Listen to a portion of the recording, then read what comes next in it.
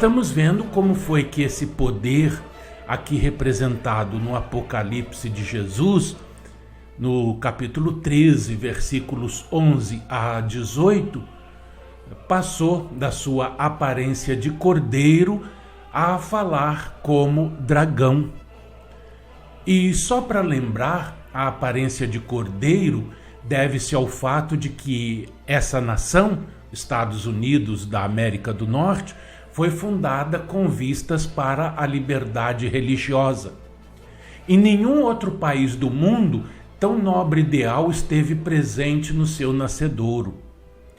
Mas continuemos com a palavra da história.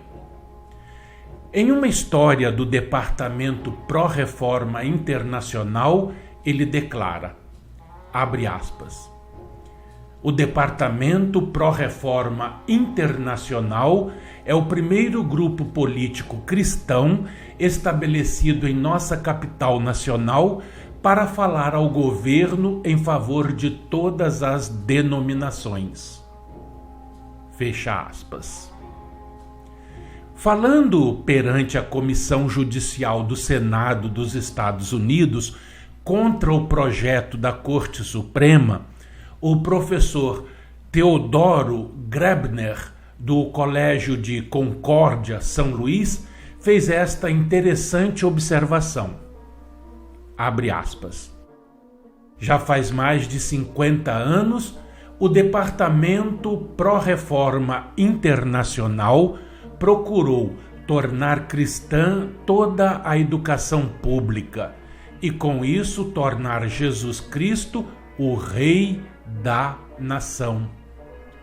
O movimento existe ainda hoje e está trazendo à luz uma enorme quantidade de publicações com o fim de conseguir a adoção de uma emenda cristã. Fecha aspas. O verdadeiro objetivo desta organização é impor a religião ao povo por meio de uma promulgação legal, obter uma lei dominical e regulamentar o cristianismo do povo. Um folheto publicado pela organização Aliança Pró-Dia do Senhor dos Estados Unidos expõe seu objetivo. Abre aspas.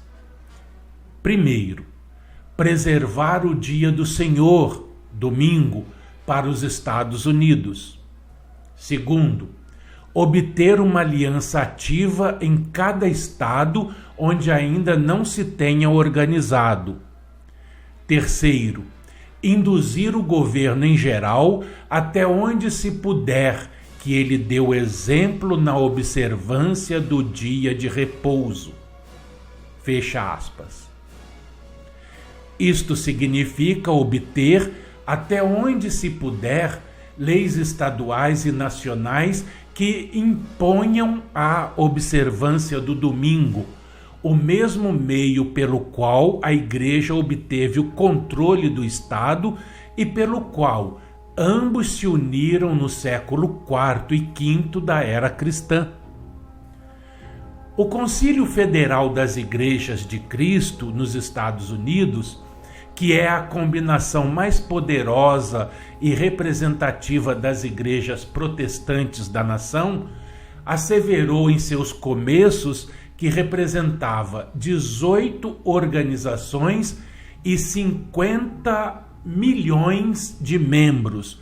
Ao expor as razões de sua existência, declarou, abre aspas, que as grandes organizações cristãs de nosso país devem estar unidas ao tratar questões como as referentes ao casamento e o divórcio, a profanação do dia de repouso, os males sociais.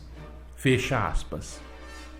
Ao definir como se propunha agir com relação à profanação do dia de repouso, no caso o domingo, o concílio declarava, abre aspas, que se resista energicamente a todas as violações dos requerimentos à santidade do dia do Senhor, mediante a imprensa, as associações e aliança pró-domingo, e quanta legislação se possa obter para proteger e conservar este baluarte de nosso cristianismo americano.